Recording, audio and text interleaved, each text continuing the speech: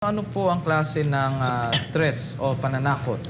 Ang pananakot, maraming klase yan, Carlo. But of course, ang pinaka-common na klaseng pananakot, may tinatawag tayong grave threats, may tinatawag tayong light threats. Ano ba yung grave threats? Grave threats if the harm or injury is tantamount to a crime. For example, pagbalik ko dyan, pag nandyan ka pa, sasapakin kita. Sasapakin kita is a crime. Physical injury. Grave threats yun. Pagbalik ko dyan, pag nandyan ka pa, sasapakin kita. Ibig sabihin, yung sapak is tantamount to a crime. Grave threats yun.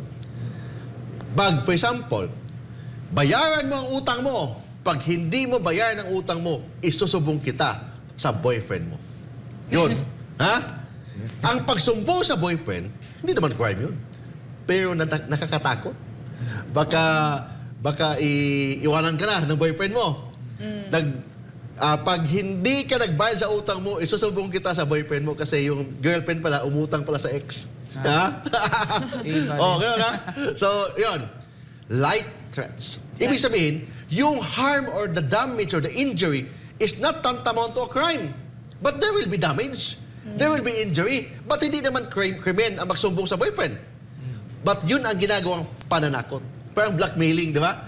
Pag hindi ka magbayad sa utang mo, isusumbong kita sa boyfriend mo na umutang ka sa akin. Yan. Ibig sabihin, hindi yan tantamount to crime. But there is possible damage. There's possible injury. Light threats. Light threats. Ang grave threats, pag hindi ka umalis dyan, pagbalik ko, sasapakin kita. Yung pagsapak is a crime. Grave threats. Ang pagsumbong sa boyfriend, hindi krimen yan. Pero natatakot yung babae. Anong pag-blackmail, gano'n. For example, gano'n. That is other. Ang tawag doon, light threats.